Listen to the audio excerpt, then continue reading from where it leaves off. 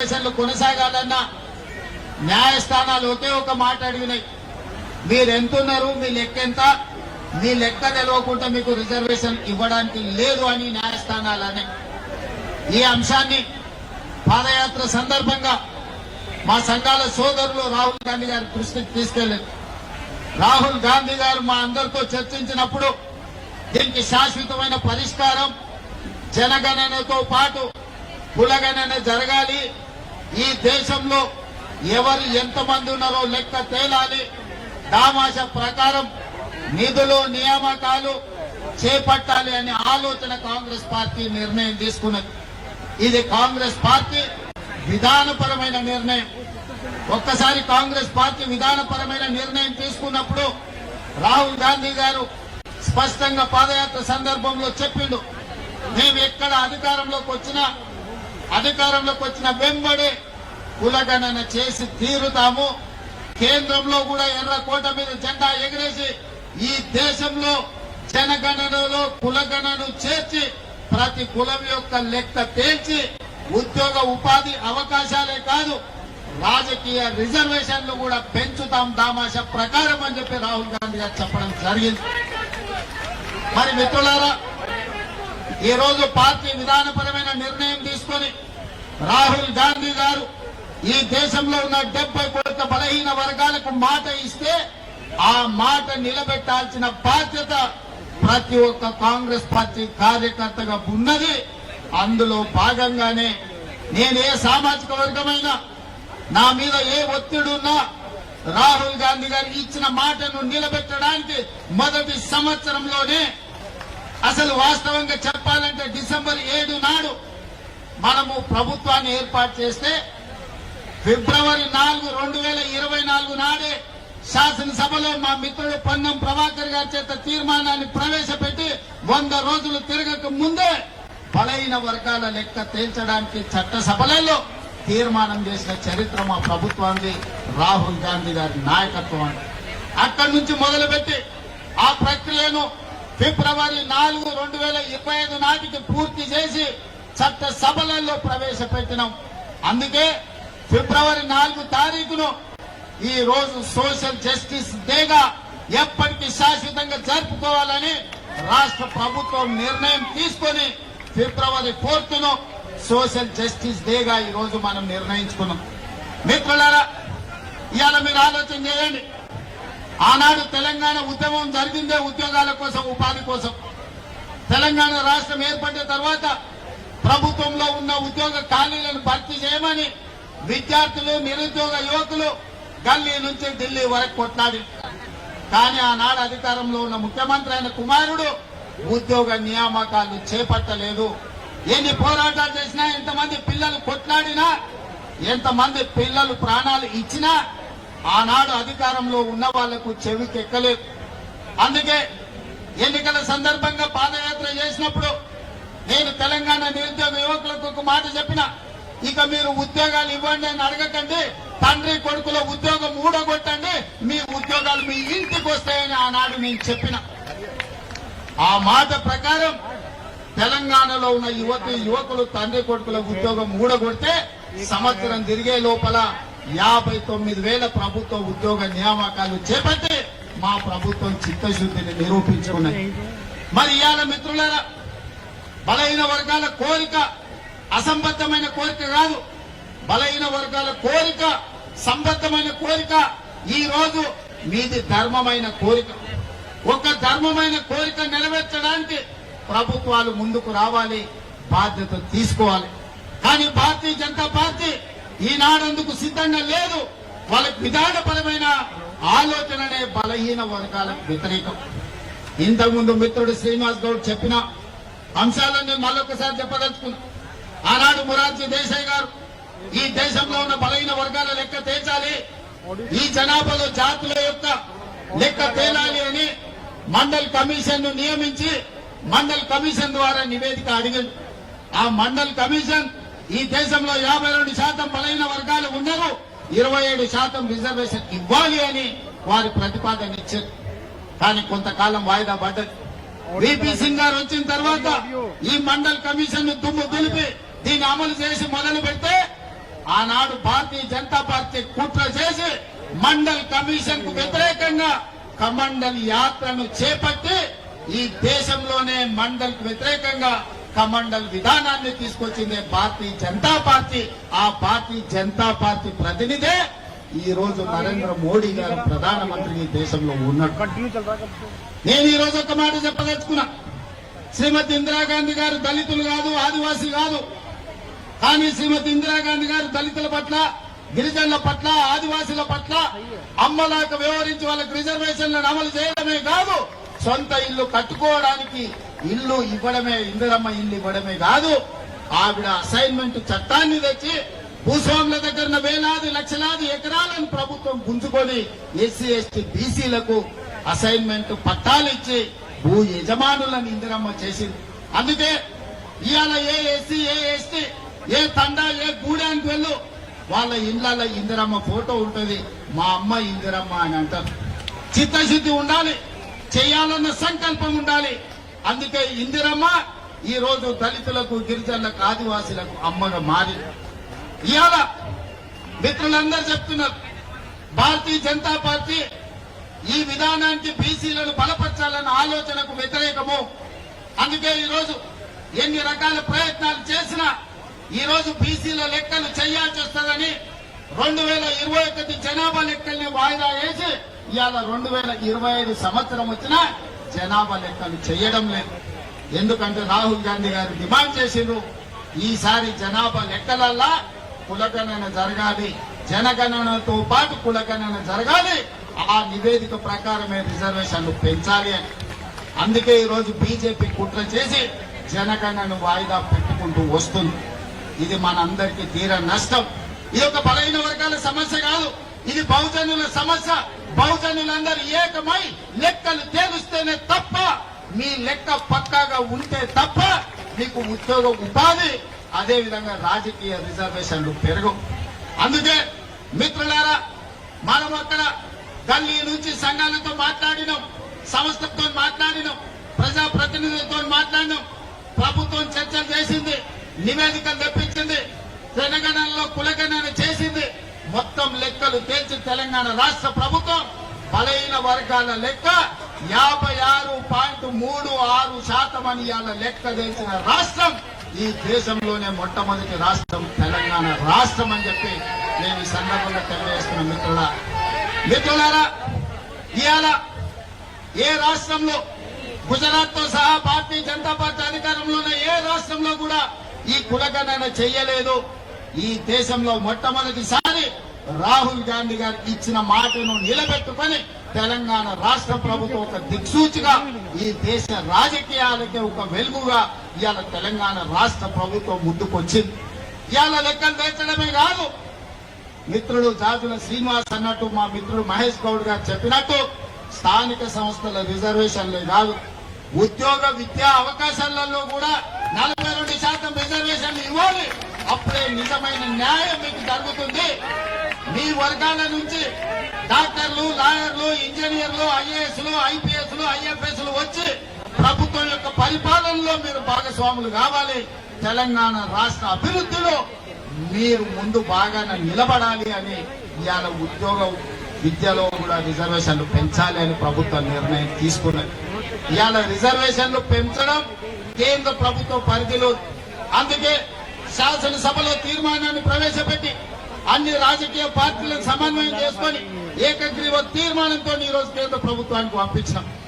నేను ఇప్పుడు అడుగుతున్న నరేంద్ర మోడీ గారు, అయ్యా మేము మా రాష్ట్రంలో చేసుకుంటామని అడిగినాం, మీ గుజరాత్ లో చేయమని మేము తీర్మానం చేయలే, మీ ఉత్తరప్రదేశ్ ప్రభుత్వంలో చేయమని తీర్మానం అడగలే, మీ మధ్యప్రదేశ్ లో మీ ప్రభుత్వంలో చేయమని అడగలే. మా తెలంగాణలో మా 4 కోట్ల ప్రజలల్లా మా బలైన వర్గాల సోదరులకు 42% రిజర్వేషన్లు ఇస్తాం, మేము మాకు అనుమతి ఇవ్వండి అని మేము తీర్మానం చేస్తే నరేంద్ర మోడీ గారు మీకు వచ్చిన కష్టమైంది అని నేను అడుగుతున్నా. మీ గుజరాత్ లో గుంట భూమి అడగలే, మీ రిజర్వేషన్ లో 1% మేము అడగలే. మేము మా తెలంగాణలో మా పిల్లల చదువులకు, మా పిల్లల ఉద్యోగాలకు, మా సోదరుల రాజకీయ అవకాశాల కోసం ఇవాళ మేము 42% రిజర్వేషన్ ఇస్తామని మా ప్రజలు ఎన్నుకున్న శాసనసభలో ఇవాళ మేము తీర్మానం చేసినాం. నీకేం కష్టం వచ్చిందని నేను అడుగుతున్న మోడీ గారిని. నీ దాంట్లో భాగస్వామ్యం అడగలే, ఢిల్లీలో నీ కుర్చీ కూడా మేము అడగలే, ఎర్రకోట మీద మేము జెండా ఎగరేస్తామని చెప్పలే. మా దగ్గర మా బలైన వర్గాల లెక్క తేలింది, మా రిజర్వేషన్లు పెంచుకుంటాం, మాకు అనుమతి ఇవ్వండి మోడీ గారు మహాప్రభువు అని అక్కడి నుంచి తీర్మానం పంపించినాం. అయినా పలకలే. బండి సంజయ్ని కలిసిండు, ధర్మపురి అరవింద్ని కలిసిండు, కిషన్ రెడ్డిని కలిసిండు. మా పిల్లలు విజ్ఞప్తి చేసిరు, మా సోదరులు పోయి డిమాండ్ చేసిండు. వాళ్ళు పలకలే, వాళ్ళు మళ్ళీ చూడలే. అందుకే ఇవాళ గల్లీలో ఉండి చెప్తే మీకు వినిపిస్తలేదు.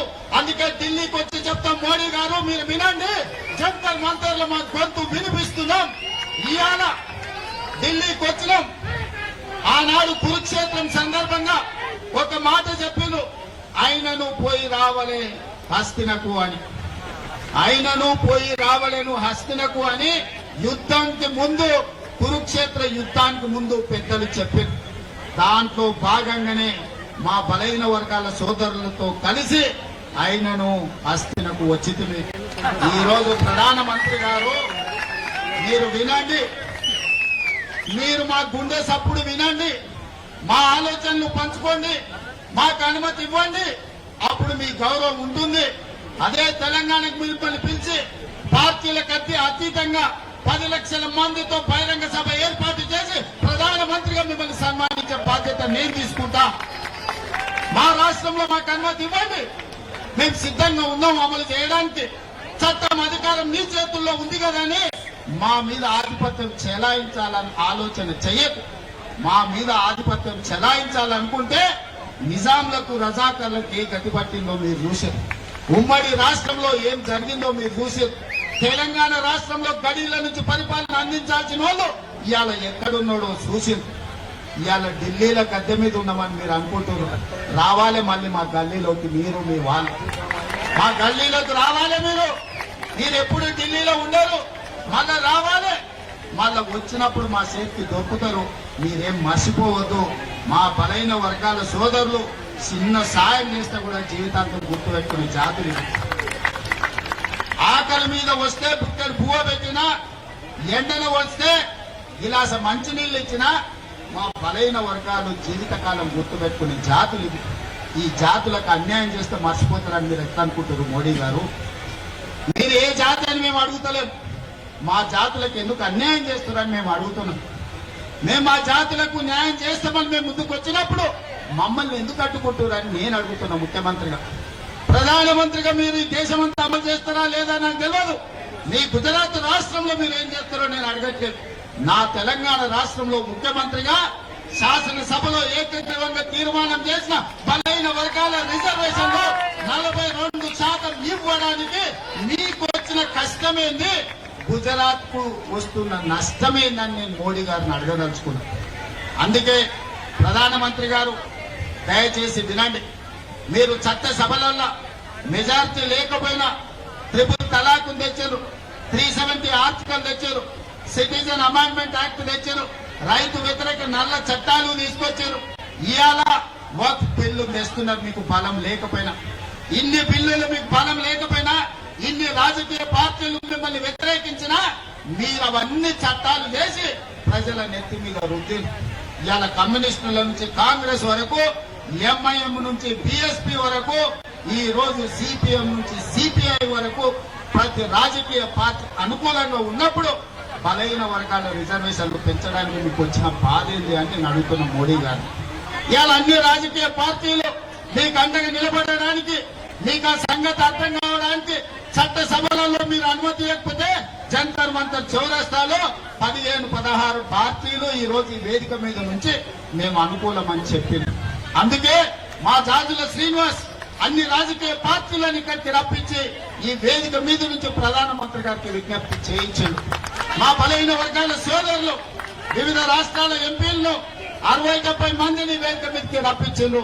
ఇవాళ వివిధ రాజకీయ పార్టీలు ఇవాళ మేము అనుకూలం ఉన్నాయని చెప్పిన. పాలకపక్షం నువ్వు అనుకూలం ఉంటే ప్రతిపక్షంగా 100 ఎంపీలు మేమున్నాం.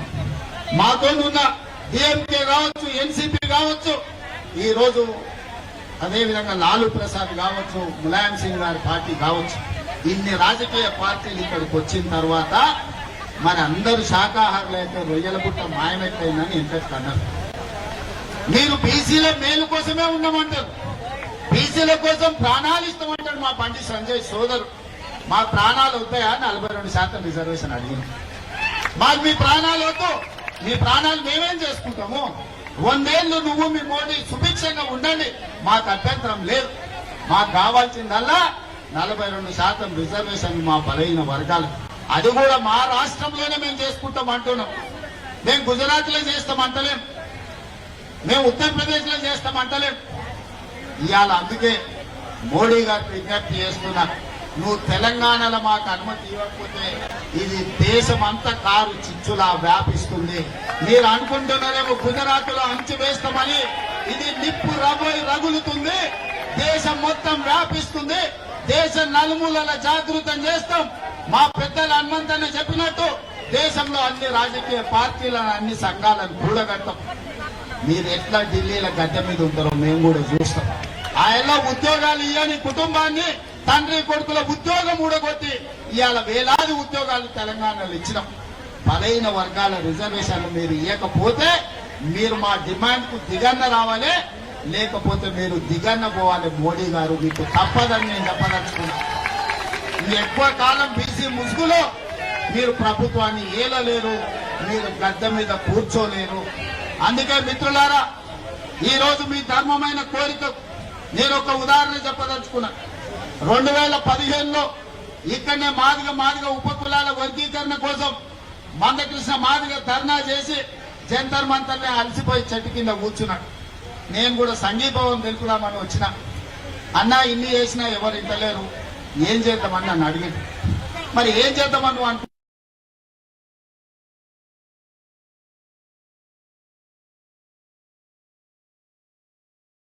అంటే నాకైతే ఆలోచన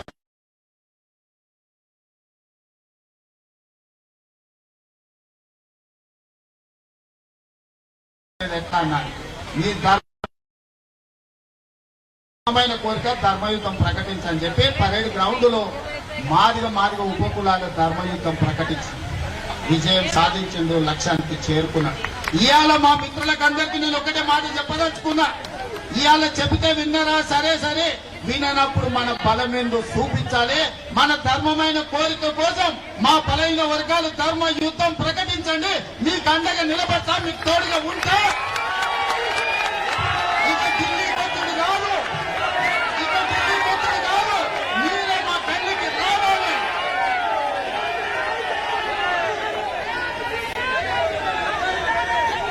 నరేంద్ర మోడీ గారు వినండి, ఇక రాము ఢిల్లీకి, మీరే మా గల్లీలకు రావాలి. మా ధర్మమైన కోరిక కోసం ఈ రోజు ఇక్కడికి వచ్చినాం. సంధిలో భాగంగానే మీ దగ్గరకు వచ్చి మీ విజ్ఞప్తి చేసినాం. కురుక్షేత్రంలో ఆనాడు కృష్ణుడు చెప్పిండు, సయోధ్య కుదుర్చుకుందాం, 5 గ్రామాలు ఇయ్యమని. కానీ దుర్యోధనుడు వినలేదు, బిర్ర వీగిండు. చివరికి కురుక్షేత్రంలో ఏం జరిగిందో మీరు చూసింది. ఇవాళ కూడా మా తెలంగాణ రాష్ట్రంలో మాకు అనుమతి ఇచ్చండి, మా బలైన వర్గాలకు 42% రిజర్వేషన్ మేము ఇచ్చుకుంటామని మేము అడుగుతున్నాం. సయోధ్యలో భాగంగానే నరేంద్ర మోడీ గారికి ఈనాడు అస్థినకు వచ్చి మేము విజ్ఞప్తి చేస్తున్నాం.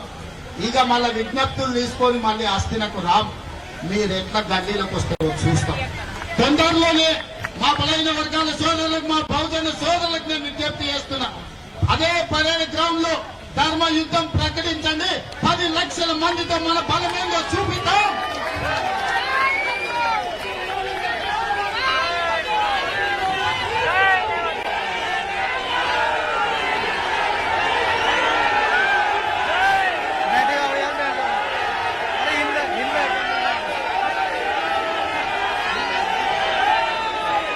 ఏ విధంగా అయితే నరేంద్ర మోడీ గారికి, భారతీయ జనతా పార్టీకి ఈ వేదిక మీద నుంచి వేలాది మంది మా బహుజనుల సమక్షంలో భారతీయ జనతా పార్టీకి హెచ్చరిక జారీ చేస్తున్నా. మీరు గద్దె దిగాలి, గ్రామాలలో మీ గద్దెలు కూడాలి. ఇదే మా నినాదం. అయితే మా 42% మా బలైన వర్గాల రిజర్వేషన్లు అమలు చేయడానికి అనుమతి ఇవ్వాలి. ఒకవేళ మా బలైన వర్గాల 42% రిజర్వేషన్లకు మీరు చట్టాలను మార్చి మాకు సాయం చేయకపోతే మీరు గద్దె దిగాల్సిందే, మీ గద్దెలు కూలాల్సిందే గ్రామాలలో. మా బలైన వర్గాల సోదరులారా, ఇప్పుడు రాకపోతే ఎప్పుడు రాదు, ఇప్పుడు రాకపోతే ఎప్పటికీ రాదు. ఇంత ఊపు మళ్ళీ తేవు. ఈనాడు నేను విజ్ఞప్తి చేస్తున్నా, మీకు అండగా నిలబడే మీ సోదరుడు తెలంగాణ రాష్ట్రానికి ముఖ్యమంత్రిగా ఉన్నాడు. ఎవరు ఏమనుకున్నా మీకు అండగా నిలబడే ధర్మం నా మీద ఉన్నది. రాహుల్ గాంధీ గారి మద్దతు మీకున్నది. రాహుల్ గాంధీ గారి నాయకత్వంలో మీకోసం కొట్లాడి ఢిల్లీ నుంచి ఢిల్లీ వరకు ఏకం చేసి అన్ని రాష్ట్రాలలో బలాన్ని కూడగట్టి బలైన వర్గాల రిజర్వేషన్లు తీర్చే బాధ్యత కాంగ్రెస్ పార్టీ రాహుల్ గాంధీ గారు తీసుకుంటారు. ఇవాళ మీరందరూ ఏకమై రేపు జరగబోయే ధర్మ యుద్ధంలో మన బలమేందో పరేడ్ గ్రౌండ్ లో ప్రదర్శించండి. ఎట్లా మోడీ దిగిరాడో ఎట్లా మన రిజర్వేషన్లు మన ఇంటికి రావు. ఒకవేళ అది రాకపోతే ఎర్రకోట మీదనే మనమే జెండా ఎగరేసుకుందాం సోదరులారా. ఇవాళ బలహీన వర్గాల గొంతు బలహీనం అనుకోకు. మేము గౌరవంగా ఉన్నాం, మీ గౌరవం ఇచ్చినాం. అందుకే ఇవాళ జంతర్ మంతర్కు వచ్చినాం. మమ్మల్ని తక్కువ అంచనా వేస్తే ఎర్రకోట మీద జెండా ఎట్లా ఎగరేసుకోవాలో మా సోదరులందరికీ తెలుసు.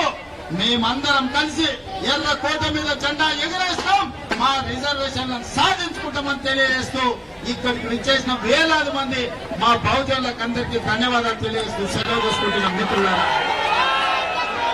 అన్నగారికి ఎక్కువ దయచేసి ఎవరు ఎక్కువ బాబు అవే రావద్దా వద్దు. మనం మన భవన్ గారు ఇది వేదిక మంచి లేదు. ఈరోజు ఒక నిమిషం ఆగవే.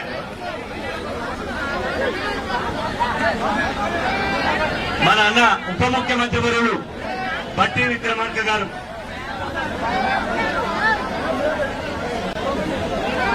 ఇప్పుడు సాంఘీభావంగా మన ఉప ముఖ్యమంత్రి వర్యులు బట్టి అన్న గారు మాట్లాడతారు.